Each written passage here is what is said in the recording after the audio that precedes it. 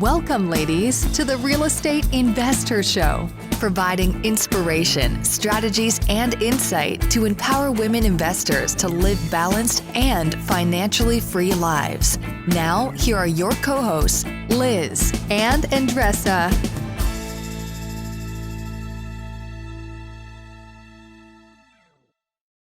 So in today's episode, ladies, we're excited to have Tamar Hermes. She's a full-time investor and educator with over 20 years of experience investing. And I think there was a lot of nuggets you're going to get from this episode. To be perfectly honest, I think one of the key aspects we focus on that you'll get some great insight into is approaching private money lenders. As we navigate all these times, the need for private money versus institutional is just going to increase. And she gives some great nuggets that you can take away from and to really, quite honestly, implement immediately. Yes, we also talk about what is holding women back right now investing in real estate. We think different, we invest different. So we need to figure this out. And we touch base on what might be holding you back right now. And most importantly, what you need to do right now to figure it out, move forward, reach your goals to live a financially free and balanced life. We are here to support you. This is a must listen. Oh, all of them are actually, but I really like this episode because it's raw. We talk about how-tos and also the mindset. So enjoy. Welcome back, ladies. This is Liz. And this is Andressa. Welcome back to the Real Estate Investor Show. We have a wonderful guest on today's episode, Tamar Hermes. Nice to see you again. Thank you for being here with us. Thank you so much. I'm so excited to be here. Yeah, we've been planning this for a while. So I'm so happy to make this happen today with you. Yeah. Welcome back, ladies listening. For the new women listening, thank you, thank you, thank you. There's a lot of different things you could be doing with your time, so we appreciate it. We are on a very big mission to support women living a financially free and balanced life. That is what we are all about with everything that we're doing. So, right, Andressa, that's what we're about here. That's our mission. I wish I could have picked something simpler, I guess. Right? But I guess I don't pick that, right? That's the universe picks you. So here we are, ready to go. Ready to go. So before we get into Mars' wonderful story, we got a lot of questions prepared for her. She's got an amazing story that we're going to jump into here in a moment. We always like to get connected to all of you, all of our amazing, amazing women listening. So I'd like to share a tip or something, right, Andressa, just to kind of get everyone thinking about their life and something useful, right? What do you have under? Well, as we're all experiencing these very interesting times that we're living in, right? And I've always wanted to be better at being present. So if I'm with the kids, I'm with the kids. If I'm working, I'm working. And obviously having two young kids, a 3-year-old and a 6-year-old in the house with you all the time, 24/7, is not always the easiest recipe for that to happen, right? Because, you're just going to have them jumping in your office because of X, Y, and Z, because daddy's just not as good as mommy. That's just. Oh my God. Matt, if you're listening, we love you. Yeah, he doesn't listen to our episode. That's okay. He doesn't listen to our podcast. So I really struggled with that over my professional life. And then this opportunity, if you will, call it, has presented itself to just really get present to where and what you're doing, not what you're doing, but who you're with. And I am so conscious of that every day, because I literally might have an hour to get some work done. And then I'm in teacher mode, right? Then I'm homeschooling my kindergartner, and then my daughter is just running around naked. I'm trying to control her or whatever she's doing. So I've really, really been working on that. And I think that's an opportunity for all of us to work on, because it's not easy to do, at least for me. It's not easy to do right now. Andressa, you and I have tons of things going on, right? That we're rolling out. We're really excited about. I want to be on my phone all the time just to be able to get back to you, right? Our partners, our teams, the people we work with. But when I'm trying to be with my kids, I'm really focused on them, trying not to look at my phone as much, and I've never been great at that, but I've really been working on that. I would just suggest that to the women listening. How can you do that more? And could that create more peace for you and your life? I think it is for me. I'm working on it. I don't know if I've mastered it, but I'm working on it, and continually every day, I'm present to doing what's in front of me to do. And that is all I can do. So if that's a quick little suggestion for you to implement in your own life, hopefully that helps. Yeah. And I think that, you know, in the midst of everything that was going on right now, I heard this another day, and that's the truth for me. We're not working from home. We are home trying to work. It's kind of little, there's a difference there, because I think that myself, my productivity is always high, and I strive to do that. And of course, there is a frustration going on because I'm trying to be as productive as before. However, the environment changed. So as you, Liz, what I'm like reframing my mindset and finding what works for me, for my family. How can I collaborate with my team? And, you know, one day I take it from Liz, another day she takes it for my plate, and then we go around. And I think that that's when you really see the partners that you have in your life. This is the time to see who is up to, you know, work with you and pivot with you. Sometimes, many times during the day, we're pivoting to make things work. And this is a great opportunity to see who is the right partner for you, or if you need to change things around, and who are the friends that are around too, right? Who are those people that are really calling in to check on you, what's going on, and are you calling them, and vice versa. So we are all trying to figure this out as much as possible. And I think that when we do figure it out, then we're back. True.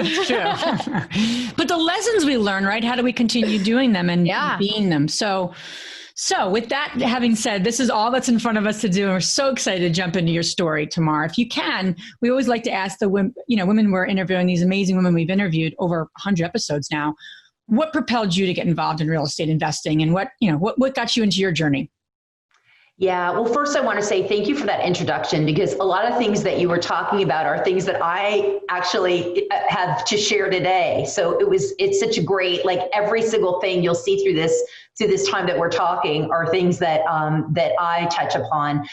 My story is it's pretty emotional. I grew up pretty poor as the child of a Holocaust survivor, and we didn't have a lot of money, and we also didn't really have I didn't have a sense of riches or being wealthy. It was just about surviving. And so as I was kind of shoveling through trying to figure it all out myself, I ended up doing very well. And I was a producer at a large television network. I was making well over 6 figures. I was 27 years old, and I was just miserable. I just felt like I was walking through life, and I just didn't feel like I had any control. Like it was just like, okay, this job will pay me, so now I can live the way I want to live. And all I really wanted was choice. I just wanted to be able to decide, what do I want to do? How do I want to do it? And so I had saved some money, and I started thinking, okay, what are my biggest expenses? And it was the rent. It was just rent. And even though I had a reasonable amount of rent, but still it's always the biggest chunk in our expense column.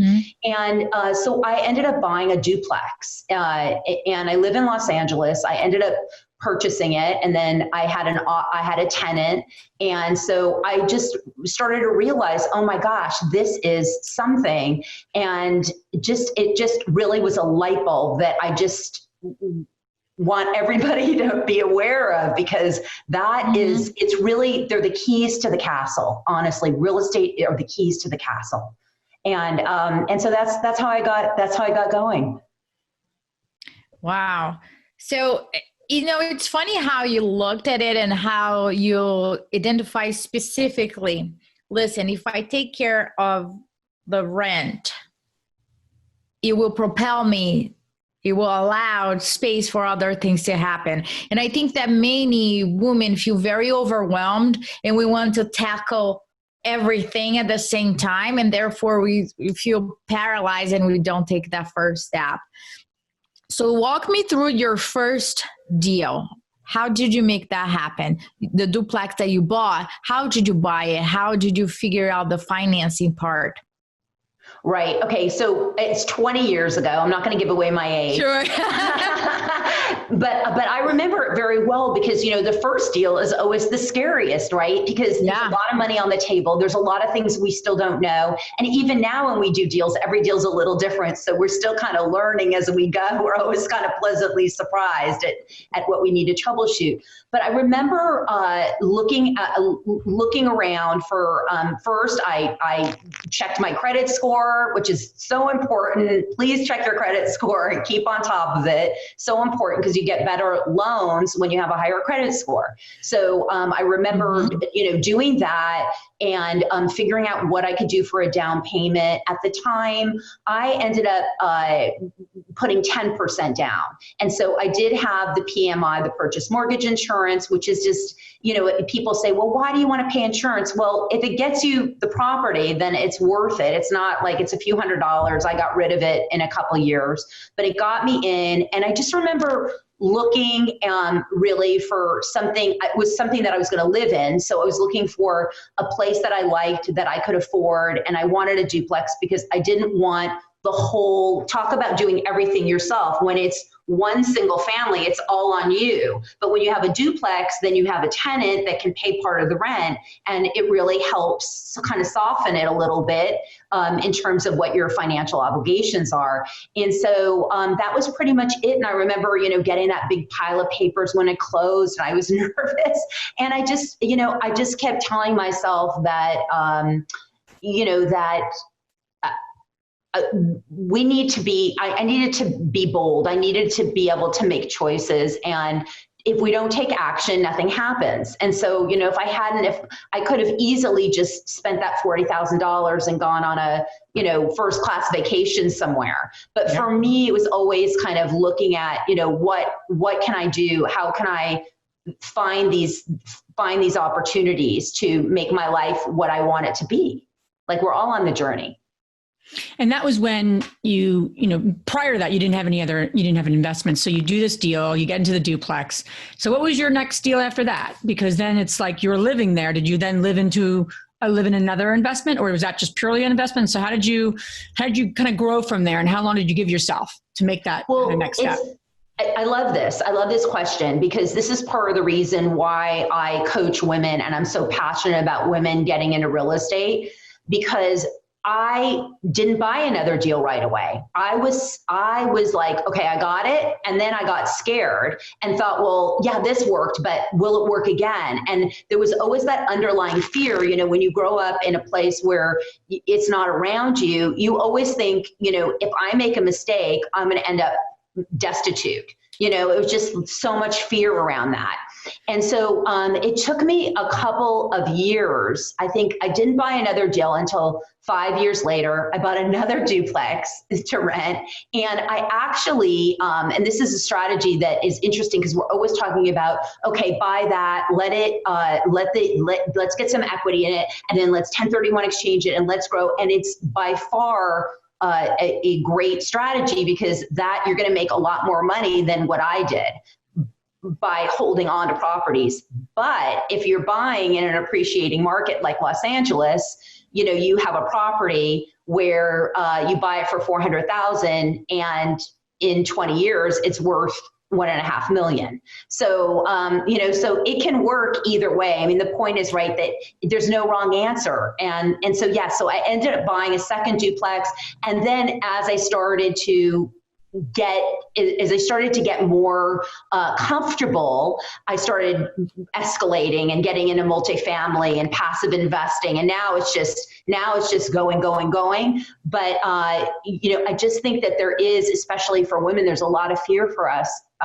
We're not, there's 30% of us that are investors, and that's, we know that that's how millionaires are made, through real estate. So, what's going on for women? What's going on for us? And why aren't we, what is it? And I can see myself and the patterns. I could see, after I bought it thinking, well, I just got lucky, or, it worked, but will it work again? Sure. Yeah, no, that's a really great point. And I love what you're saying too about the appreciation. I was just putting a video together, a teaching video for our membership that's going to be, coming up soon. And I talked about cash flow versus appreciation and knowing what your money goals are. And I think you're so spot on, Tamar, because you got to know that information. And that doesn't get talked enough a lot. In other words, what is your money goal? And can you have both? Sure. But often you need to kind of say, am I looking for cash flow? Or am I like, you know what? I'm good. I really want to build something in maybe more of like a class A premier type of area. To your point, not every area we invest in is going to appreciate from 400,000 to over $1 million. There's, that's not our strategy. It doesn't mean that's not the right strategy for you. So I just want to make that a point that knowing what your money goals are, all of us is critical before you even say, what market do I want to be in? That's the third, fourth question, not the first one, because it's going to dictate what your goals are first versus, where you want to be. So I wanted to make that a quick point because it's, there's not a lot of markets that are going to appreciate like you just mentioned. Yeah. And I love what you've done in your career too. You've built up the ability to lend money. And I think that is really where a lot of people want to get to, right? You think about where most investors are.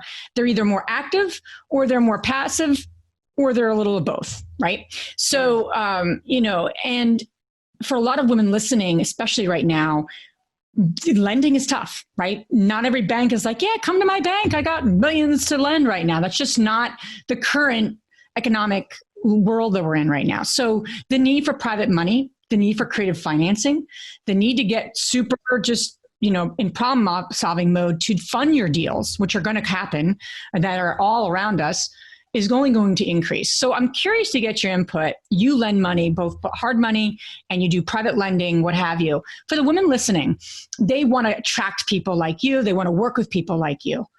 How do they do it? How do they begin? I'd love to get into that because I think that's a big, big need that everyone has right now. Yes, I think that's true. For me, I am someone that likes when somebody approaches me, I like someone that has a track record. And I know that's hard. It's that kind of thing like you graduate from college and then it's like, well, you need 3 years experience. It's like, well, how do I get 3 years experience? I just graduated from college, so obviously there are exceptions, but that's always been so strange to me, because we all start somewhere. We all started at the beginning. Yeah. But for me, I'm conservative. Not everybody, I would say the key to it is relationships. So if you have a good relationship with someone, if you cultivate a relationship with someone and they trust you and they understand your strategy and they understand your deals, I think that's really critical. When I am approached, I'm generally approached by people that have done several deals that are in markets. For example, I am lending right now on two flips in Knoxville, Tennessee. So, why? These guys live in LA. We've met, and I went to Knoxville. I checked out what they were doing. They had a good track record they had a formula that was working, that made sense. Knoxville, actually, we had a property that one of the deals went into escrow during Corona. So again, an environment that's going to handle this kind of pandemic, that is really, not anything's, but nothing is pandemic proof, but this was recession proof. And it's obviously proving to be pretty good. So I would say if you're going to approach somebody, be very clear, be very specific. At least if you're starting out, at least lay out your strategy and have it make sense, be able to back it up. Like when they approached me with Knoxville, they had all the data about, look, it's recession. It is on the top list of states that are going to be, or cities that will be that will do well in a recession, which we know is inevitable, which is, seems to be coming quicker than, well, it's not quicker than we thought. We knew it was going to come. We just didn't know it was going to come in this way. Yeah, no, and I think that's an excellent point. I love the idea of, obviously, relationships. We've done a lot of private, raising private money over our years of how we've expanded track record, building relationships. But I love what you're saying. And I really want to just spotlight what you're saying to the women listening. Get very crystal clear on your formula. What is your formula for investing? And then being able to articulate that to a hard money lender or a private money lender is golden. So if you cannot articulate it, A, if you don't have one, that's not a good thing. You need to have one. And then 2, if you can't actually articulate it, no one's going to want to lend to you. Like that's like 101. You know what I mean? Like everyone's like, they'll talk to me and, I want to get into this market because it's hot and we're going to get into this. And, okay, that's great. But what is your formula? I love that way you said it, because it is really a formula. So I just want to put that in explanation points here. So I want to just pick back on that, because many of you that are listening right now are asking, okay, I don't know. Okay. I don't know. I don't have it. I don't even understand what the hell you're talking about. So for you that are thinking like that, this is not the time for you to approach a private lender. You're just too raw right now. So my point to you is, what can you do, right? What can you do? If you're a mom, if you have a W-2, if you are starting out in real estate, how can you build that track record somehow? Right. Look for people that are doing what you're looking to do and partner up with them. But Andressa, but. Let's talk about the but, right? You get a lot of people in that head, Andressa. I have a lot of people. I'm channeling them right now. But let's say, you don't have the funding. What can I bring it to them? So that's come down to what you're bringing to the table. I've told you guys before, and I keep telling, I've worked for people for free or for just a small portion of their equity. Right? If I had time, I'll go to freaking Home Depot to pick up all your finishes. I don't care. Can I just understand and shadow your entire, job? Don't tell people that you're going to manage their construction without having experienced construction, because then you become a liability. So risk that off, right? You can learn about construction by assisting them with what they need. Those people need more time. So how can you carve that? I'll do whatever. I'll pick the drawings. I'll sit down and L&I for half a day to get something. So you can build that track record. And then later on you say, listen, I was an equity partner on this deal here. Here are the numbers. Here's the strategy that we apply. And I would like to do this again and again and again. That's how you get your feet wet. Because if you go to a conversation with a private lender and you don't have the answers, don't take that as a failure, right? Take that as a lesson. Okay, the next time I need to have all those answers. I need to have a binder or the link for my Dropbox file or cloud file with my track record. Because when they ask me, do you have a track record? Yes, I do. Here it is. Here are the pictures. Here are the numbers. Here's how, everything worked out. That will differentiate you from others. Yeah. I mean, that's such good information. One of the things that I really want to highlight is, be committed. Like if you want to do this, don't think, but think how. And you know what? Go to 100 lenders. I don't care. Call me. I mean, I can say no, but at least you learn something. At least you're in the game. At least you're moving it forward. And the other thing that I want to highlight too about the formula is also one of the things when I started lending money that made me feel more comfortable was they also understood the back end. Am I going to get the property if something goes wrong? Do you have an attorney that you work with? Like when I went to Knoxville, they took me to their attorney. I want to know that, we have legal, because it's not a little amount of money that gets loaned. And so, those are also the things that you want to do on the back end. You want to make sure you understand, like, okay, how am I going to protect their assets? Because, if I hand you $100,000, I want to make sure that you have a backup plan, or that you're going to protect me in the event that something goes wrong, because we know it's real estate and things can happen. And they do happen to even great investors. And then you're absolutely right. How are you going to make people whole? That's what investors care most about, right? Someone like yourself and the people that are lending. In terms of hard money lending, and also private lending, because people often say, what's the difference between the two? And we all on this call know what the difference is. But as we navigate how institutional lending is getting tighter and how these other forms of financing are just going to increase, I think, in the months to come, in the years, year plus years to come here. What would you say for women evaluating all the different options, right? So they have somebody who's in their family or friends. They're like, you know what? I think I'm ready. I think I've done some deals. I have a track record. How do I approach that? How do I, go down that path?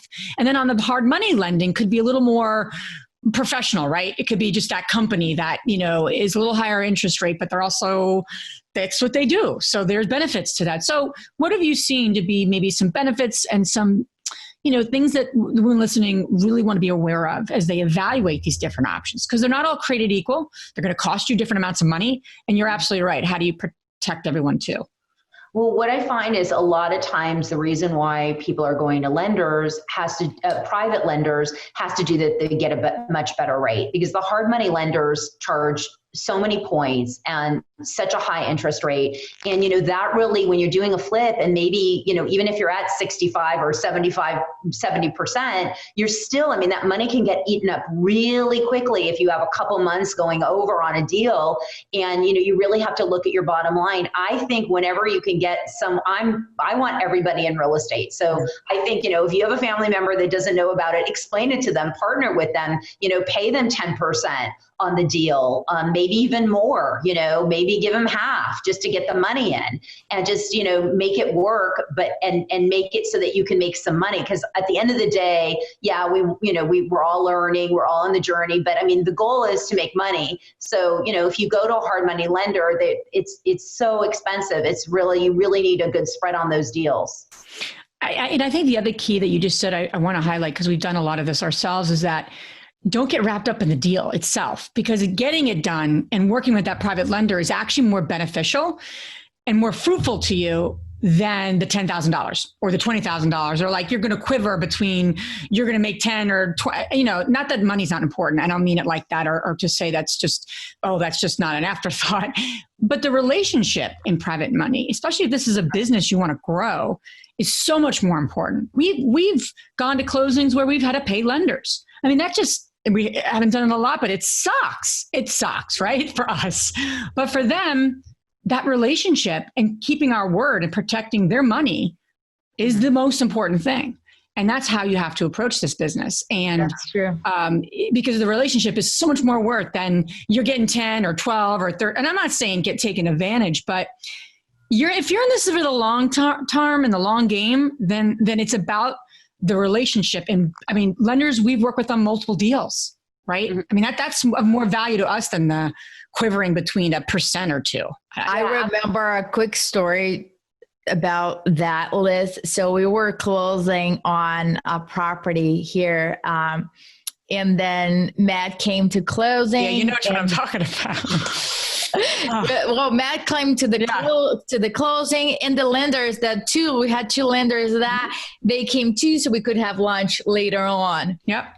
First, the title company sent us to the wrong address. So we all show up to the wrong address, and then we walk to the other address, and then they needed a document that does not exist. They, not the lenders. The buyer needed a document from the city of Philadelphia, and the city of Philadelphia does not provide that document. Oh, yeah. I remember that. Oh, gosh. Yeah, right. I put these things out of my mind sometimes, but you're right. I'm like, oh my gosh, we're living it. And then we're like, this is nuts. The day of closing, asking for this. And you were there with both lenders, they travel to the closing, and you were in that tight spot. But I remember I was getting insane trying to work something out. And then, they said, this cannot happen today. And I was like, you're kidding me. I have lenders here. And I was so upset. And I was like, listen, give me a second. And it was very funny. So Jack is one of the lenders that we all became friends later on. He came to me. He's like, we are okay. I was like, no, Jack, I want to make sure you guys get paid today. It's like, I know we're going to get paid. I have no doubt. And we can still have lunch, all of us. I know that. And you can just guys wire it to me. I'm not worried about that. I can see now how much you guys care about us. It wasn't even about Matt and I getting paid. It was more about the lenders there. So it's fine. Let's just have lunch. That's awesome. I love that. Right? Yeah.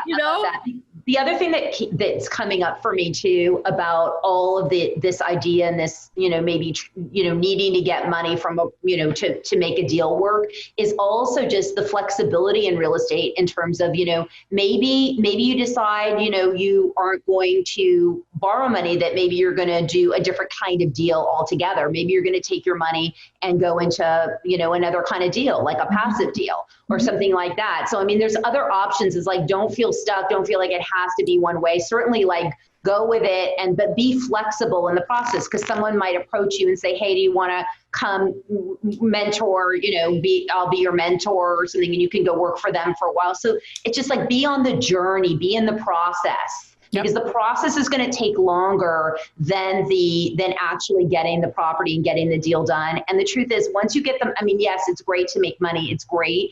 All of that is the goal. But if we can't enjoy the process and the progress, and we're always stressed out, that's going to be more of the time you're going to spend. So, just stay open to like, hey, I'm on this journey, as opposed to like beating yourself up. And it speaks to like kind of what you ladies do so well in terms of talking about the whole person. It's like, remember you're human. Remember none of us have it easy, and none of us, like I started out sharing that I didn't start out with anything. So, I mean, we're all, we can all get there.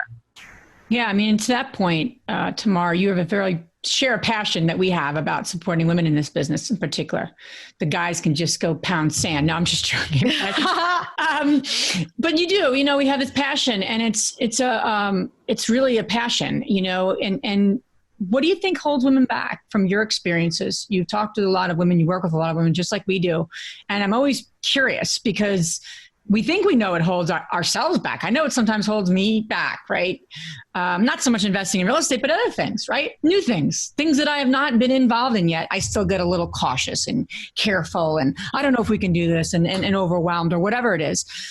So what have you seen to be what holds women back? Is it person specific? Is it something in general? What have you found?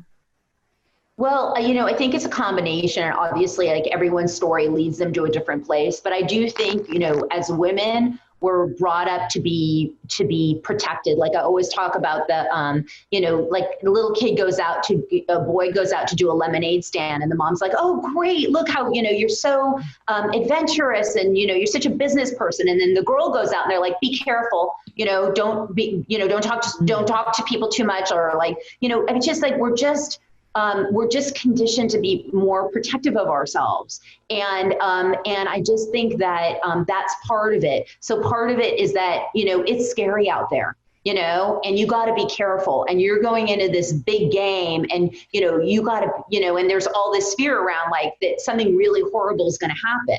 So I think that we stay safe, we stay away from it. We don't want to be in danger. And then the other part of it has to do with the fact of our worth, of like what we feel like we deserve. And I just think that, we haven't been, yes, women are doing so great, and we're making such great strides in the world, in the workforce, in real estate, everything. But, it hasn't been that long. I mean, we couldn't vote, at one point. I mean, so I think that we're still stepping into like what it feels like to say, hey, I can have whatever I want in my life if I work hard for it, and I do deserve this. That's the second thing. The third thing has to do with the way that we see money, and just the idea of like, what it feels like to have wealth, what it feels like, the responsibility of it, the responsibility of taking it all on. Can we handle it? Is it worth it? Is it better to just kind of stay safe, stay smaller, live simply? And so I think it's a lot of those things. Yeah, it's a lot packed in, in that, yeah. Right? Yeah. Because you're unraveling a lot of combination too. Yeah. Yeah. I mean, I'm just thinking about how I speak to my two kids when they go outside. And my son, I have a son and a daughter, my son's older, my daughter's younger. And it's interesting, I'm like, I probably do that more with my daughter than my son.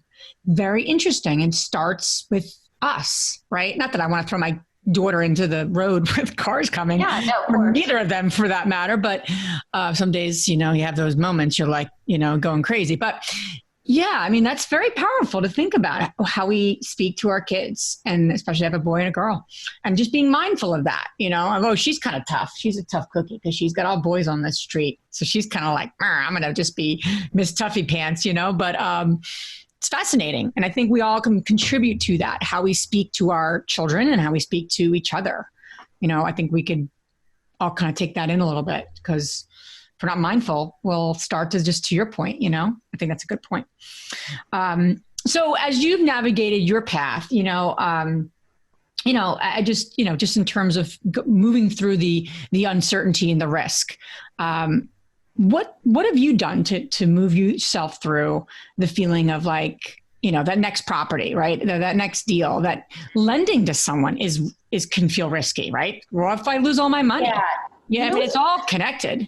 Totally. And what I find that is so powerful, and again, this is, again, goes back to our passion of educating yourself on real estate, because the truth is that it's not that risky. It is not that risky if you do the numbers, if if you're buying in the right location, if you're, I mean, there are so many strategies, there are so many opportunities where you are mitigating so much risk. I mean, when this whole thing happened, I was worried about one of my passive investing deals, not one of them, not my hard money lending, nothing, because you learn how real estate works. And the thing is that the interesting thing is that the thing that, and I really believe that the thing that holds us back ultimately the most for women is that they're not educated, and they feel like it's too risky and too hard to understand. And so they just stay away from it.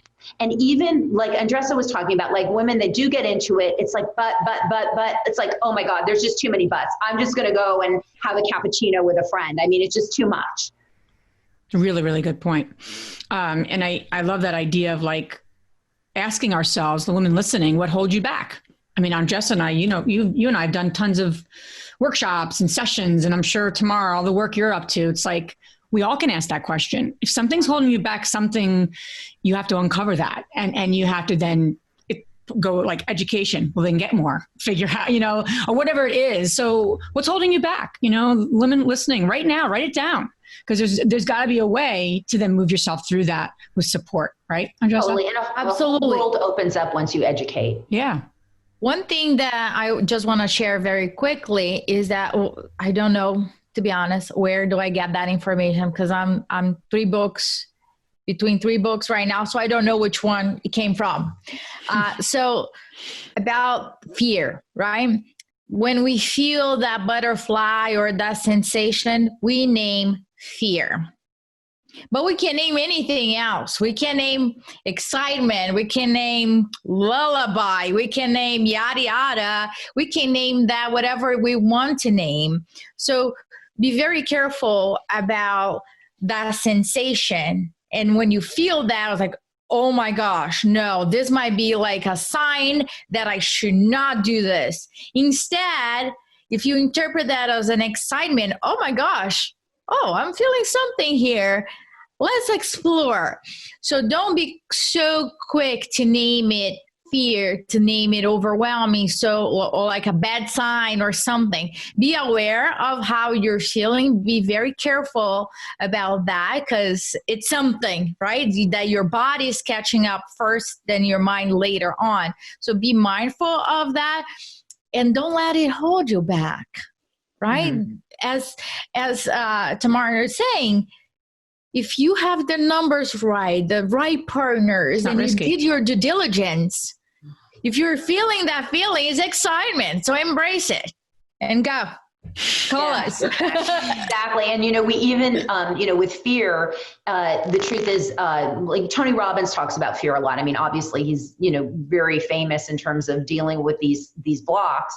And what he says is that, you always have the fear. The fear doesn't go away, but you learn to walk through it. And then once you're on the other side, it becomes something different. Then it becomes like what Andres is talking about. The only way to get past to that other side is to walk through it, because otherwise you're stuck in the fear and nothing happens. On the other side is opportunity. It's wealth, it's growth, it's real estate, it's everything. So it's like whenever you're stuck, just ask yourself like, okay, I got to walk to the other side if I want to get to the other side. Yeah, it takes that action. I forget, I think it was Wayne Dyer. He said, it might have been him, it stands for fear, false evidence appearing real. And I like that too, because it's like, it kind of feels like something, but is it really real? And then a lot of it's all in our heads. I know it's the worst spot of my life is in my head, right? Tamar, we could probably go down a lot of paths here. So there's so much to share. Gotta have you back on. Where can the ladies listening learn more about all the great things you're up to and all the just wonderful projects you're doing? So they can either go on my website, wealthwarriorwoman.com, WOMAN, or they can email me at hello@wealthwarriorwoman.com. Perfect. And all this information you guys can find on our show notes. Now we're going to transition to our fabulous 3 question. And the first one is, Tamar, what's the most transformational book you have ever read? Okay. So this is always, it's always interesting when you ask, because there's so many good books, but I have to say Man's Search for Meaning by Viktor Frankl. And the reason is one is that, he really, it's a very famous book. If you've never read it, it's worth it. It's a hard read. He, he talks about his life as a doctor in the Holocaust. And the one thing that he says, I think is really, pivotal and worth taking away, even in those conditions, he shares that, when you lose everything and you have nothing left, you have one human freedom that no one can take. And that's your attitude. And, and it's it's so moving, because the truth is we can say it, and yeah, we've never been, prisoners of a war, seeing our families, all the terrible things that happen, and he still says, it really is your attitude. That's the power. No matter what happens, you have that choice. Yeah. Wow. It's timeless, right? It's timeless. It is. Awesome. And the second question is, what's the most powerful routine that you have to live a financially free and balanced life? Well, I am a huge Miracle Morning woman. And for those that don't know what that is, it's basically, when I start my day powerfully. Your mornings are by far, think about, you just rested, your brain's right. Please don't grab for your phone. That is literally it makes me cry. When I think about it, because you're just robbing yourself of you're such a, you have so much juice in your being, and you're basically just giving it away and detox, just burying your whole brain. So, when I wake up, I drink 25 ounces of water. I do some exercise. I do some journaling. I meditate for 15 minutes. And let's see, what's the last, anyway, those are the things. Let me see if there's something. Oh, and I read. That was the last thing. And you don't have to do it that long. That's the thing, if you don't have that kind of time, you can even, in the book that Hal Elron wrote about the Miracle Morning, you could just do it for 1 minute. He really doesn't talk that much about the cell phone, but I'm just I just feel like it's your most important time. The other one thing about the morning is that it's also the best time. This goes into another book, but a lot of books talk about it. But the one thing that I love is that they're saying, use your morning time, block that time to do the thing, the most important thing you could do.